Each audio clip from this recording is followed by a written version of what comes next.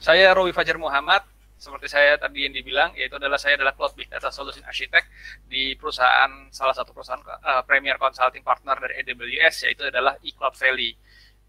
Ini nomor HP saya. Kalau misalnya di nomor HP saya ya, nanti kalau misalnya mau kontak-kontak saya di grup Ikasi juga ada dua, tapi sebenarnya lebih baik pakai nomor yang ini. Lalu habis itu yang ini email saya, nanti kalau misalnya kita mau coba chat, mau minta materi, nanti saya coba kasih. Lalu setelah itu saya mau sedikit cerita mengenai pengalaman saya dari kuliah hingga sekarang hingga saat ini. Jadi pada waktu saya kuliah masuk di 2012, berarti saya lulus tahun 2016, 4 tahun. Pada waktu itu sebenarnya big data itu menjadi salah satu jargon yang menjadi cukup menarik pada waktu itu karena ada Hadoop, dan Hadoop sudah mulai muncul di tahun sekitar 2014 dan sudah penggunaannya sudah mulai populer. Dan pada tahun 2015 saya iseng bikin skripsi. Pada waktu itu saya kan eh, pada waktu itu saya melakukan magang. Saya melakukan magang di ID Sirti, sekarang udah bubar.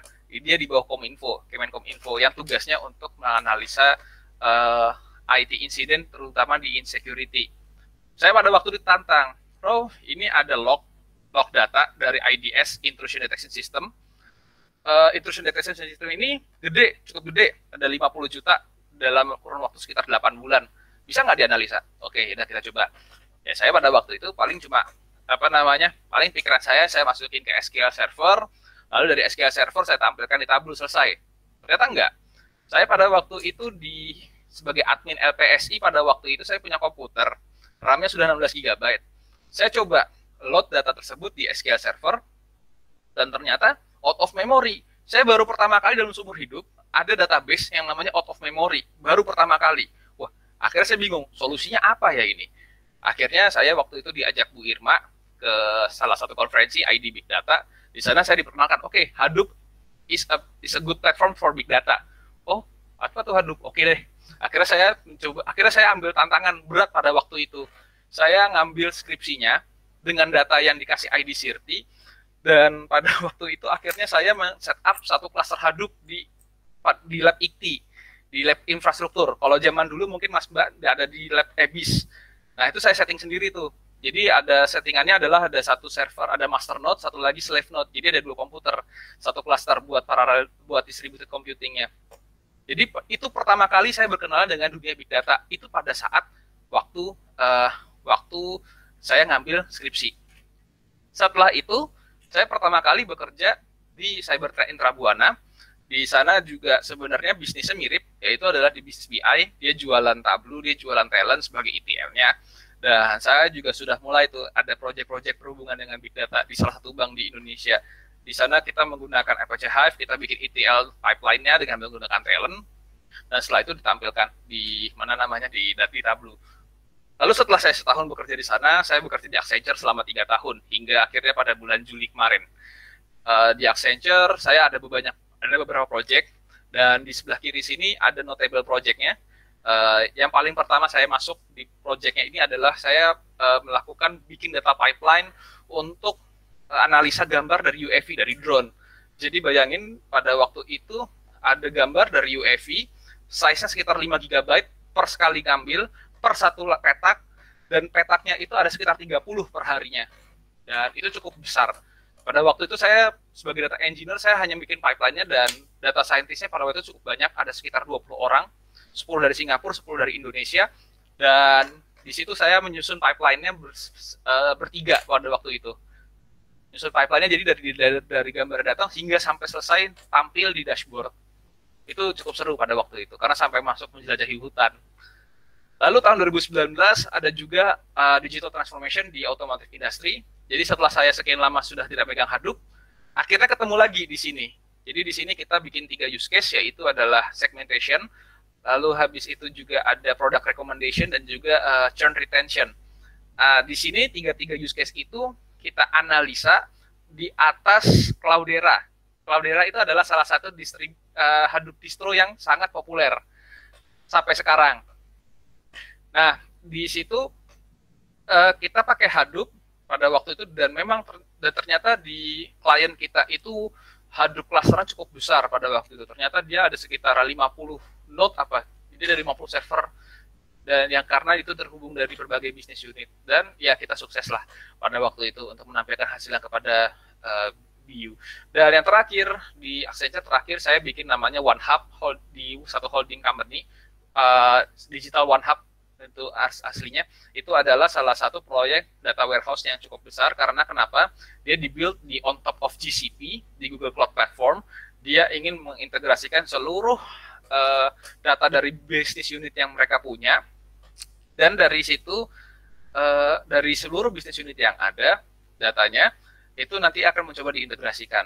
Dan kita waktu itu melakukan POC dengan mengintegrasikan data dari finansial dan juga dari otomotif seperti itu. Ya, kira-kira ada yang ingin ditanyakan dulu dari pengalaman saya? Oke, lanjut ya. Dan sekarang setelah dari Accenture, saya keluar pada bulan Juli kemarin di Cloudflare. Saya ditawarkan menjadi Cloud Big Data Solution Architect. Jadi saya hanya untuk khusus di bidang data, tidak untuk bidang-bidang yang lain. Untuk bidang yang lain ada generalis yang lain. Dan dan AWS sebagai cloud platform sebenarnya saya sebenarnya juga nggak baru-baru amat. Di Accenture saya sudah pernah support BD, business development, untuk salah satu klien di Accenture, tapi sayang saya tidak pegang proyeknya. Pada waktu itu di Accenture, kita akan mempropose sebuah analytics menggunakan AWS di salah satu perusahaan kontraktor. Di situ, mereka adalah salah satu klien AWS terbesar di Indonesia. Mereka ingin menggunakan AWS sebagai analytics platform karena mereka sendiri, salah satu kendalanya adalah mereka tidak punya infrastruktur secara fisik. Itu yang pertama. Lalu yang kedua, mereka ingin cepat untuk melakukan deployment-nya, sehingga dipilihnya AWS. Pada waktu itu, kita bekerja, kita bikin POC, kita bikin sebuah arsitektur, kita coba share ke klien, dan kliennya setuju. Nah, dari POC itu kan sebenarnya sebuah environment yang kita punya, dari Accenture punya. Ketika kita mau deploy ke klien, kita cukup ngebungkus itu ke dalam CloudFormation. Kita bungkus dari CloudFormation itu, kita kasih ke klien, habis langsung di-deploy dalam waktu hitungan menit atau jam. Dan itu sangat cepat deployment-nya. Dan itu salah satu keunggulan cloud. Oke. Sebentar. Oke, saya lanjut. Saya ingin memperkenalkan dulu di sesi ini, saya akan memperkenalkan perusahaan saya, yaitu adalah eCloud Valley. eCloud Valley ini adalah salah satu premier consulting partner untuk AWS. Memang kita spesialisasi ada di managed service, cloud migration, and data and analytics. Perusahaan kami ini ada pusatnya sebenarnya ada di Taipei. Bentar nih, pennya terlalu. Oh maaf. Pusatnya ada di Taipei dia. Nah, pada tahun ini 2020 mereka ekspansi hingga ke Jakarta. Tapi mereka sudah ada punya cabang di Manila, di Kuala Lumpur, di Singapura, lalu ada di Bangkok juga, di Hong Kong juga, dan negara Cina di sini. Jadi mostly klien-klien yang kita serve itu adalah dari negara-negara Taiwan dan Cina juga. Tapi tapi kita pada tahun ini kita membuka kantor di Jakarta, dan kita akan melakukan ekspansi ke Jakarta. Karena kenapa? Karena pada tahun ini di Jakarta, AWS akan melakukan pembukaan data centernya di Indonesia. Jadi rencananya sekitar akhir tahun ini, AWS akan membuat sebuah region baru, yaitu region Jakarta, menyusul dari GCP. Jadi dari 3 pemain besar cloud yang ada di dunia, AWS, Azure, dan juga Google Cloud Platform, baru Google Cloud Platform saja yang ada di Indonesia, sehingga dia salah satu market leader di Indonesia. Tapi kita akan lihat pada akhir tahun ini AWS akan datang, kita akan coba melakukan penetrasi pasar seperti itu. Next, kita capability-nya ada banyak. Premier Consulting Partner di AWS Global dan APAC Region, lalu migration kita juga ada, dan data analytics kompetensi kita juga ada. Dan ini juga didukung oleh ada banyak orang-orang ya yang memiliki AWS certification di Big Data Specialty and Machine Learning. Di teman-teman kita banyak. Lalu setelah itu juga sudah ada banyak deployment dari klien-klien kita yang ada baik ada di Cina, di Hong Kong, maupun di Singapura, Malaysia, dan Filipina, kita sudah ada. Dan kita akan ongoing di Indonesia sebentar lagi. Dan kita juga menyediakan fasilitas training juga untuk AWS. Jadi kalau misalnya nanti, misalnya perusahaan Mas Mbak ada yang mau ingin implementasi ke AWS, ya silakan hubungi saya, nanti saya akan bantu. Lalu setelah itu untuk implementation di data AI dan ML, kita berbagai sektor industri sudah pernah. Telekom pasti sudah ada, wholesale ada, kita juga IoT juga pernah ada juga. Ini beberapa klien kita yang ada di luar negeri, kita sudah pernah melakukan implementasi. Oke, saya akan langsung pada intinya, yaitu adalah yang pertama, untuk analytics batch processing di AWS. Oke, jadi secara outline, di sesi ini saya akan membagi 3. Yang pertama adalah untuk batch processing terlebih dahulu, lalu yang kedua adalah real-time processing, dan yang ketiga menggunakan machine learning. Saya coba next. Oke, saya akan mencoba menjelaskan mengenai arsitektur platform. Ini hal yang biasa, hal yang umum terjadi di mana-mana. Ketika kita melakukan analisa data, kita pertama-tama harus identifikasi dulu source-nya. Source ini data sumbernya apa? Apakah dari data transaksi? Apakah dari data master? Apakah dari sosial media? Apakah dari event logs seperti dari mesin atau logs dari aplikasi? Device data, misalnya IoT, wearable device, dan segala macamnya, atau data-data lainnya. Kita harus identifikasi dulu source-nya dari mana. Karena baru setelah itu kita akan coba acquire, kita akan melakukan pengambilan data. Gimana mengambil datanya? Ini sangat tergantung dengan source-nya. Kalau misalnya dari source-nya adalah dia adalah database transaksional, ataupun database biasa, maka load data bisa menggunakan batch system. Artinya kita bisa melakukan batch, kita melakukan daily scheduling job, tiap malam kita tarik. Tetapi kalau misalnya ternyata requirement-nya adalah real time, misalnya di sosial media atau clickstream, atau misalnya dari wearable device kita mau melakukan real time analysis, oke, kita mengambil datanya secara real time. Nah, setelah itu, data tersebut itu nanti akan dimasukkan ke dalam staging. Kita masukkan dulu store ke raw data. Nah, idealnya ketika kita melakukan store ke raw data ini membutuhkan sebuah storage yang mendukung berbagai macam struktur data, baik dari structured data maupun unstructured data. Ini kita butuhkan. Setelah itu kita coba melakukan ETL proses, kita melakukan data cleansing, kita melakukan transform, lalu setelah itu proses datanya kita taruh lagi ke tempat yang lain. Jadi kita harus membuat yang namanya single version of truth. Nah, setelah itu baru kita menganalisa. Kita bisa analisa operational data, kita bisa explore, atau bahkan kita melakukan lebih advance lagi, kita membuild AI and ML model, ataupun juga kita langsung sharing aja datanya keluar. Lalu setelah itu di situ ada presentation layer, kita serve. Kita sajikan data tersebut agar bisa dibaca orang-orang. Kita bisa bikin dashboard, dengan dashboard kita juga bisa dapat insight baru, atau dengan AI ML kita juga bisa melakukan scoring, prediction, atau recommendation, atau apapun lah itu yang output dari AI ML, atau juga bisa kita serve lewat API. Kita bikin broker data request, atau bahasa gampangnya pakai REST API.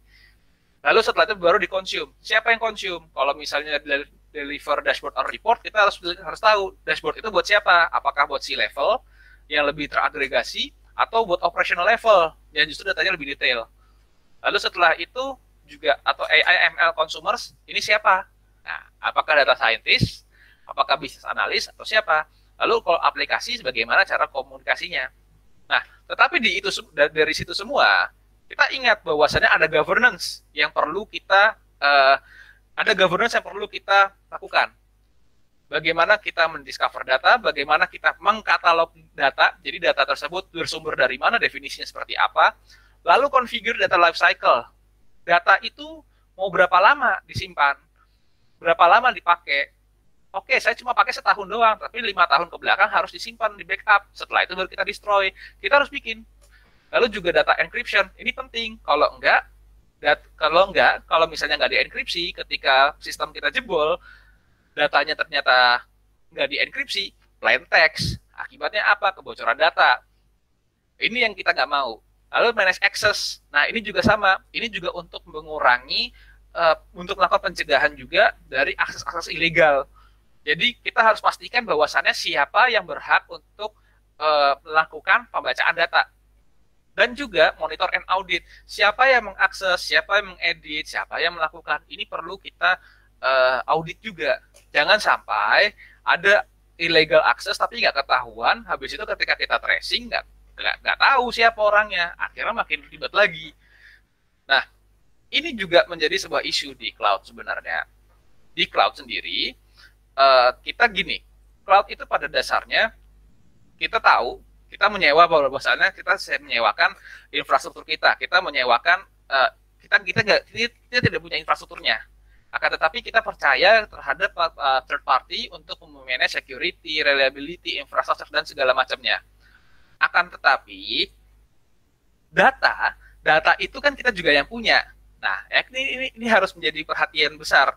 Kalau misalnya data tersebut bocor, belum tentu public cloud-nya, belum tentu cloud provider-nya itu salah. Tetapi kita juga perlu mengkonfigur siapa saja yang berhak untuk mengakses. Selain itu juga ada juga isu misalkan PII. PII itu adalah Personal Identification Identifier. Ini seperti misalnya kita mengakses data kependudukan.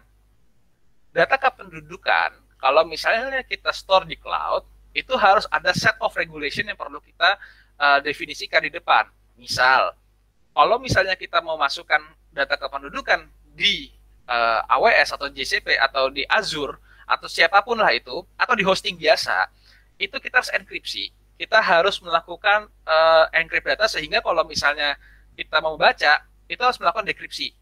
Baik itu dari key-nya dari kita maupun key-nya dari cloud. Atau bahkan lebih ekstrim lagi, di AWS itu ada cloud HSM, jadi pakai hardware security module. Itu biar memastikan bahwasannya seluruh data yang lewat dari service AWS itu terenkripsi. Jadi untuk urusan data, saya sangat sarankan untuk melakukan konfigurasi data di depan yang benar-benar lebih baik. Oke, saya next. Nah, dari situ, dari layout yang saya berikan di sini, ini adalah service-service AWS yang bisa kita pakai sebenarnya. Saya kasih contoh. Pertama adalah transactional data. Data replication, change, data capture, also used for data migration use cases. Misalnya seperti ini. Saya adalah minimarket. Minimarket saya mau analisa.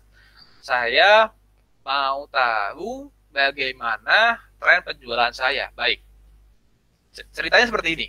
Dari transactional data itu, dari transactional data POS, point of sales, kita akan melakukan change data capture. Jadi setiap ada perubahan data yang ada transactional di sini, kita bisa melakukan change data capture ke data lake di sini, ke Amazon S3. Lalu setelah itu kita akan melakukan set of ETL dengan menggunakan AWS Glue, lalu kita taruh di data warehouse dan Redshift. Lalu setelah itu kita visualisasi dan kita bisa lakukan BI ke business user. Atau misalnya saya punya transactional service, tapi saya nggak mau datanya disimpan ke cloud. Saya nggak mau simpan datanya full. Ya udah, kalau begitu saya tarik dari sini, dari transactional data POS, saya langsung pakai Glue. Langsung Glue ini adalah sebuah ETL job. Kita melakukan ETL di sini, kita melakukan ETL di sini, taruh di data lake, taruh data warehouse, lalu kita visualisasikan di Amazon QuickSight. Atau juga misalnya kita melakukan data file transfer, bisa dari lewat data, kita menggunakan Amazon Data Sync, lalu setelah itu ditaruh di Amazon S3. Amazon S3 ini adalah sebuah object storage, lalu setelah itu kita transformasikan ke Glue. Dari transformasi ke Glue ini baru ke Redshift. Redshift ini adalah data warehouse platform, lalu setelah itu kita ke QuickSight, baru ke business user. Dan terakhir real-time ingestion, kita bisa memakai streaming, bisa menggunakan Kinesis. Dari data tersebut kita bisa feeding ke model, lalu kita bisa juga langsung analisa data tersebut ke data scientist. Dan untuk manajemen, di AWS kita bisa melakukan ini semua, bisa di governance dengan menggunakan CloudWatch. itu untuk melakukan monitoring dan juga bisa menggunakan dan juga bisa bisa melakukan alerting. Jadi kalau misalkan ada intrusion atau misalnya ada error itu bisa kita lihat di CloudWatch. Lalu ada juga logging and audit pakai menggunakan CloudTrail. Lalu ada data catalog, yaitu adalah AWS Glue. AWS Glue data catalog ini berfungsi untuk menjadikan metadata information dari seluruh database yang ada.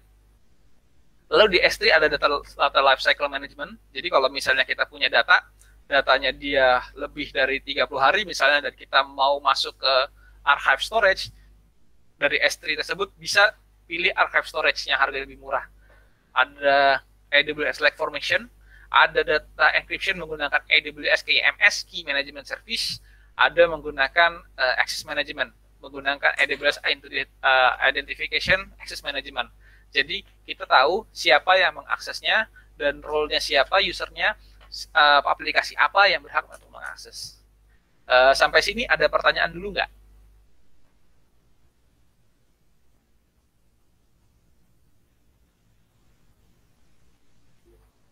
Ya, silakan Mas Noval. Penasaran Mas, untuk yang CDC itu di AWS ada servisnya sendiri kah? Iya, ada namanya AWS Data Migration Service. Oh, oke. Oke. Iya. Baru dengar soalnya. Baru dengar ya? Iya. Ada sebenarnya. I see. Oke. Oke lah, nanti lihat. Oke, thank you Mas. Oke. Ya, baik. Ini boleh lanjut? Ada lagi bertanya? Silakan Mas.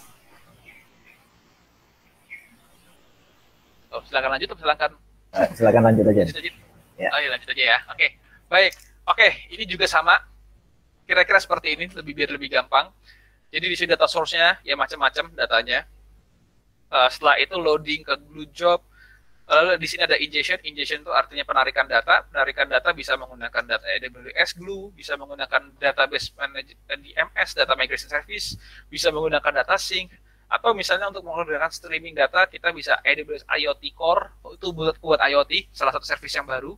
Ada juga Kinesis, ada juga Kafka, ada juga SQS, ada banyak sebenarnya. Untuk data lake ini adalah danau data di mana tempat semua datanya tersebut, semua data baik dia unstructured maupun structured itu bisa ditampung. Kita di sini di AWS namanya Amazon S3. Ini murah sekali harganya. Kalau ke kalkulator AWS mau nyimpan 1 terabyte data, kalau nggak salah cuma sekitar $12,5 apa per bulan. Cukup murah kok. Kalau misalnya buat yang lebih murah lagi, bahkan yang untuk backup storage itu lebih murah lagi. Ada pricingnya nanti saya akan kasih tahu di belakang sedikit. Lalu untuk data preparation bisa menggunakan AWS Glue. Ini buat serverless ETL. Jadi di sini AWS Glue sebenarnya belakangnya adalah belakangnya adalah Apache Spark. Jadi di Glue ini kita ada UI-nya. Kita misalnya mau join, mau transform, mau filter, atau mau group by, itu semua ada di situ. Nanti Glue akan generate code. Lalu setelah itu kita running code-nya, dia akan lakukan job ETL-nya.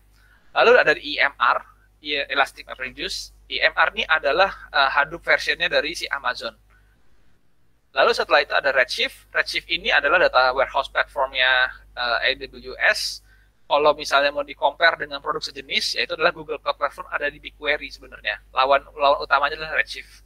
Dari segi performance, Redshift itu bisa mengalahkan Google BigQuery berdasarkan salah satu research yang kita lakukan. Akan tetapi itu akan sangat tergantung karena Redshift dengan BigQuery sedikit berbeda pakemnya. Nanti akan saya jelaskan sedikit. Lalu ada Athena. Amazon Athena ini adalah salah satu service yang baru. Jadi bedanya adalah dia Redshift dan Athena sama-sama pakai SQL, sama-sama kita pakai query SQL. Akan tetapi Athena ini bisa langsung direct ke S3. Beda dengan Redshift, memang dia juga ada fitur langsung query ke S3, akan tetapi lebih simpel menggunakan Athena. Athena ini dia serverless, dia bayarnya hanya per query yang di-scan, dan dia lebih murah ketimbang Redshift. Tapi beda usage. Nanti saya akan jelaskan sedikit. Lalu di sini untuk BI, untuk business intelligence, itu di sini AWS memiliki service sendiri, yaitu adalah QuickSight. Salah satu kompetitor dari Tableau ataupun Power BI. Jadi untuk BI-nya, kalau native-nya AWS, ya ini, QuickSight. Lalu untuk machine learning ada beberapa service. Yang paling saya sering saya utarakan adalah Amazon SageMaker. Di SageMaker ini ada notebooknya, ada Jupyter notebooknya. Jadi di sini kalau misalnya mau mau melakukan modeling, bisa menggunakan SageMaker. Lalu juga ada Personalize dan Forecast. Dia dua ini sebenarnya juga tools modelingnya juga. Dia bisa di-include ke SageMaker. Lalu sebenarnya selain itu ada lagi yang namanya Recognition. Dia bisa buat jadi OCR ataupun buat NLP atau juga buat image processing. Lalu untuk API integration, ada API Gateway dan juga AWS Lambda. Kalau Lambda ini, dia serverless. Kalau API Gateway, dia fully managed. Dan lalu setelah itu baru dari semua data ini bisa diaplikasikan ke report automation, self-service analytics, bisa sistem integration ke dalam ERP kita atau ke sistem aplikasi yang lain, lalu juga ke machine learning yang lain. Untuk security, tadi saya sudah sedikit jelaskan mengenai IAM, CloudWatch, Glue Data Catalog, AWS Lake, Formation, KMS, dan S3 Encryption. Untuk pattern of design-nya, jadi paling pertama kita harus tahu dulu source-nya. Ada structure itu dari database. Excel, ya structure bagus, juga bisa bilang structure. CSV, structure juga. Lalu setelah itu ada semi-structure. Semi-structured itu seperti misalnya menggunakan data sensor, mobile, sosial, post terminal. Paling gampang adalah pakai JSON, XML, atau WIML. Atau pokoknya data yang ada di NoSQL. Itu semi-structured. Lalu ada juga unstructured data seperti image, voice, lalu setelah itu email, atau Word document, itu semua unstructured.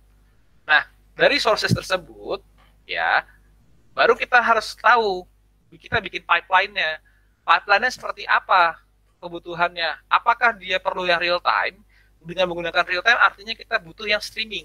Nah, kalau kita hanya menggunakan, saya hanya mau datanya ini cukuplah harian aja, menggunakan job batch load saja. Jadi kita menggunakan ETL atau ELT, dengan menggunakan Glue, dengan menggunakan database migration service atau yang lain. Baru dari sini, data tersebut dimasukkan ke data lake. Dari data lake tersebut, jadi data lake ini nanti datanya as is seperti source tersebut. Setelah itu, di data lake tersebut, kita ada data raw, lalu setelah itu kita proses, baru kita menjadikan sebagai enriched data. Dari data enriched data ini baru bisa ready untuk dikonsum oleh model development untuk machine learning atau menggunakan business intelligence atau BI. Dari data lake yang sudah ready tersebut dimasukkan ke data warehouse, kita lakukan ETL sedikit, kita pakai Redshift atau pakai QuickSight. Atau misalnya kita menggunakan machine learning dari data yang sudah dibersihkan tadi dengan menggunakan AWS Glue, dengan menggunakan ETL di AWS Glue, kita bisa melakukan pemodelan seperti training model dan deploy modelnya di SageMaker. Kalau SageMaker kurang cukup, kita bisa pakai EMR. EMR ini adalah Hadoop cluster, jadi dia lebih kuat lagi dia. Tetapi kalau misalnya kita, saya mau analisa data occasionally lah, ad hoc query saja. Bisa juga menggunakan Athena, langsung ke data lake di sini. Seperti itu. Nah, dari sini, dari machine learning, sebenarnya bisa lanjut lagi, bisa menggunakan endpoint. Jadi kalau misalnya kita mau melakukan real-time machine learning, kita sudah punya modelnya, dan juga kita sudah ada streamingan device-nya, kita bisa langsung tapping ke manage endpoint di SageMaker. Atau juga kita offload datanya ke di sini, intelligent device. Modelnya kita bisa taruh ke IoT. Seperti itu. Ini pattern yang common pattern lah untuk data analytics dan AI. Sampai sejauh ini ada lagi mau tanyakan?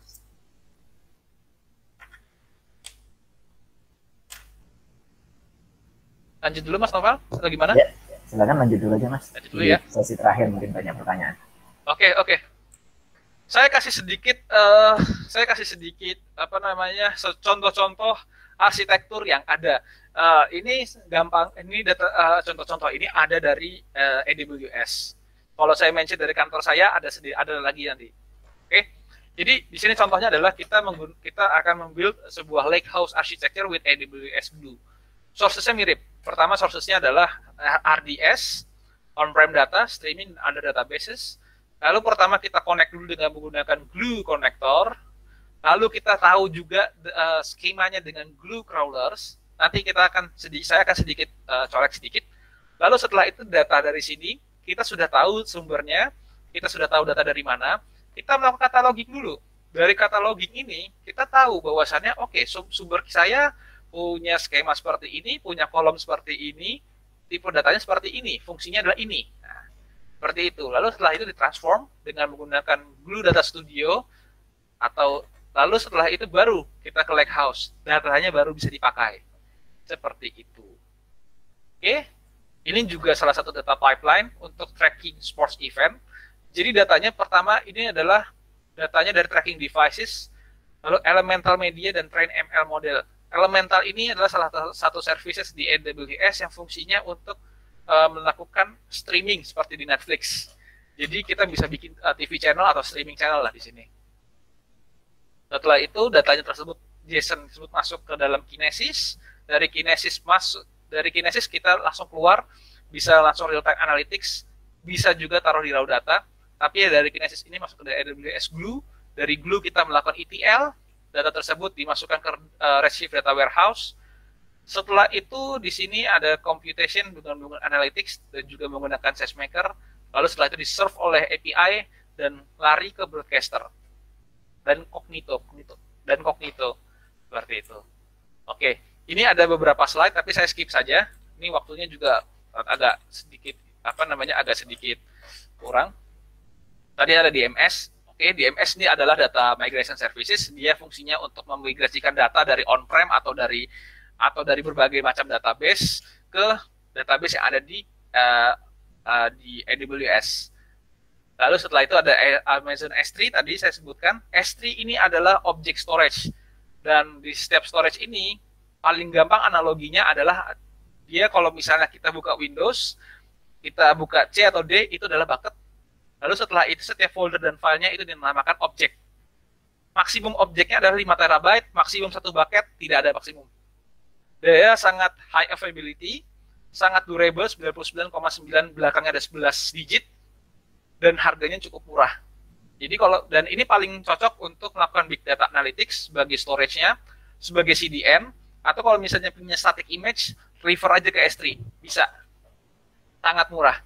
Lalu support multi availability zone. Jadi kalau di AWS atau di cloud lainnya, misalkan kita pilih satu region, dia pasti ada minimal minimal 3 AZ.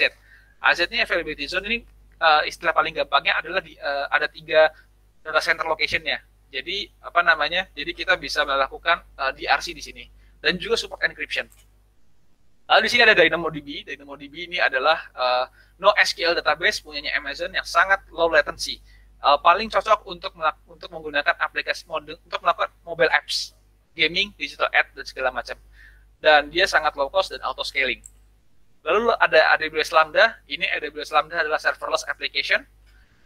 Lalu ada AWS Glue. Ada tiga service, yaitu yang pertama adalah Glue Data Catalog untuk metadata management. Ada Glue Data Studio sebagai ETL tools dan Glue Data Brew sebagai data quality tools. Ada EMR di sini dan tadi saya sudah sebutkan, dia adalah Manage Hadoop Framework on EC2 Instances. Jadi dia adalah Manage Hadoop, dia adalah kompetitor dari Cloudera. Dia juga punya notebook, dia punya integrasi ke AWS, dan kalau misalnya kita pinter untuk melakukan arsitekturnya, kita bisa pakai S3 sebagai EMRFS. Jadi sudah tidak perlu pakai HDFS internalnya lagi. Jadi kalau di EMR, seperti di Hadoop lainnya, ada master node, ada core node, jadi di sini ada workernya, tapi workernya di sini ada compute dan juga ada storage. Sedangkan di sini ada task node. Task node ini adalah hanya compute storage-nya saja. Lalu datanya tinggal pakai tinggal pakai di S3. Ini juga ada Athena. Athena ini adalah SQL query untuk di S3, hanya untuk di S3 saja. Jadi ketika kita sudah upload datanya di S3 dan misalkan CSV misalnya, kita mau query langsung tanpa melakukan loading ke database, pakai Athena. Sangat murah. Oke. Lalu setelah Redshift, Redshift ini adalah data warehouse platformnya punyanya si AWS. Dia performance-nya dijanjikan 10 kali lebih kencang dibandingkan data warehouse yang lain. Lalu setelah itu dia juga dia juga memiliki distributed juga. Jadi dia ada leader node-nya, ada beberapa compute node-nya, tergantung dari instance yang kita pilih. Lalu setelah itu juga ada replication and backup secara internal. Bahasa yang digunakan dia lebih mirip seperti PostgreSQL. Dan Redshift ini termasuk salah satu data warehouse yang cukup kencang sebenarnya, berdasarkan pengalaman saya. Dan juga dia sekarang ada fitur baru, yaitu adalah Redshift Spectrum. Jadi dia sama seperti Athena, dia bisa langsung query data ke S3. Oke, lalu ada RDS, dia cuma relational database services. Jadi bedanya kalau misalnya kita menginstal database service di server di on-prem, kalau yang ini server tersebut kita nggak perlu manage servernya, kita cukup pilih instance saja apa, dan kita cukup manage di bidang database-nya saja.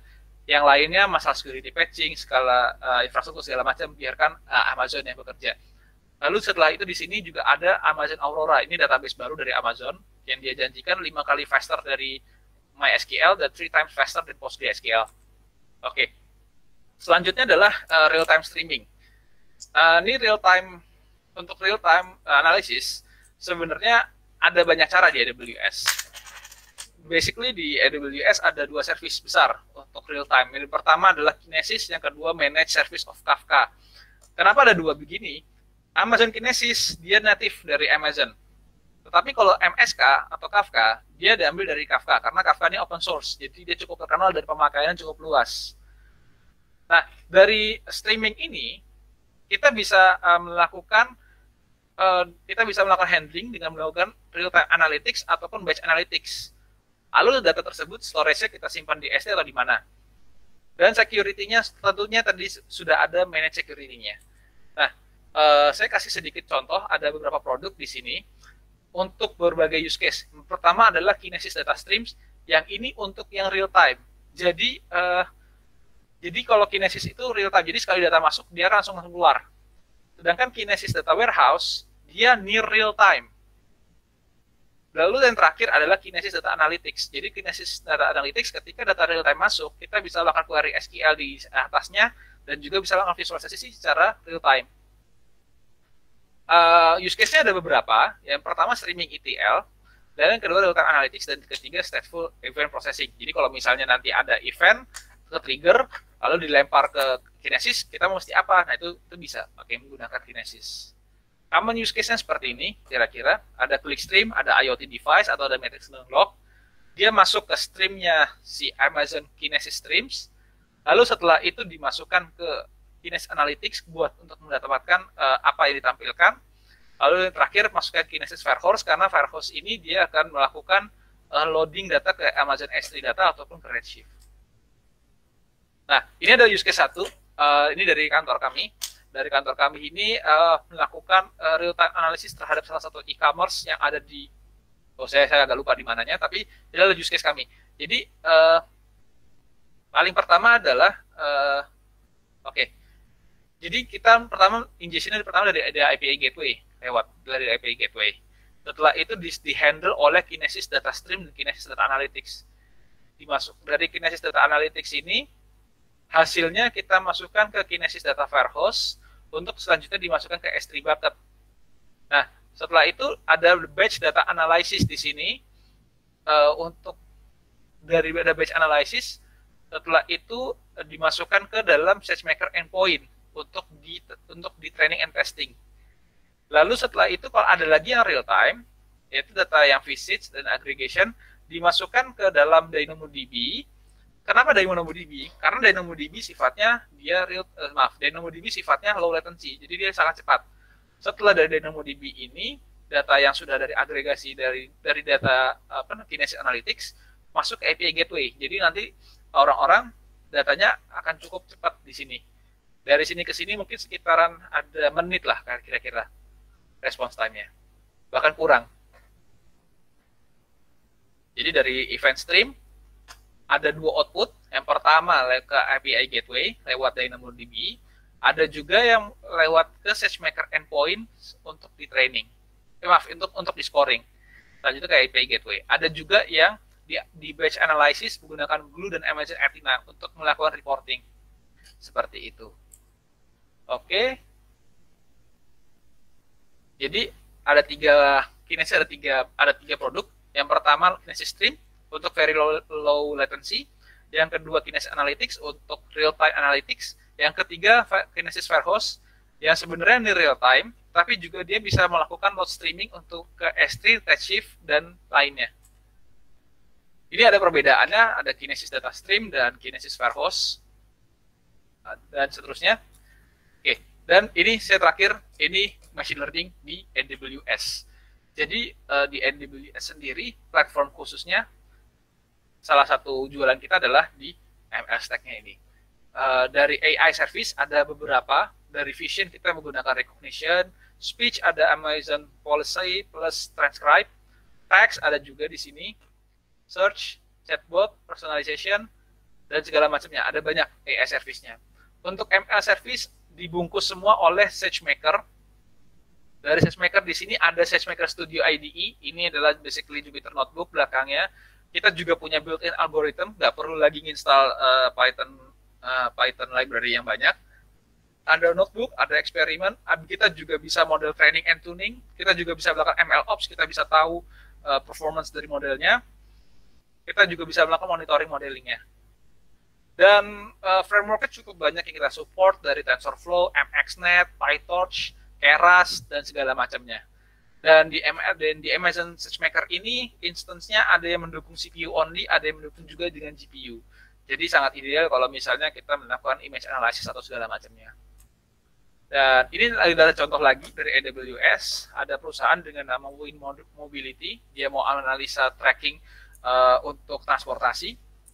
Jadi datanya dari local client dan data dari S3.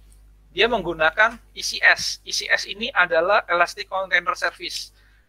Jadi ini semacam dockernya. Di AWS.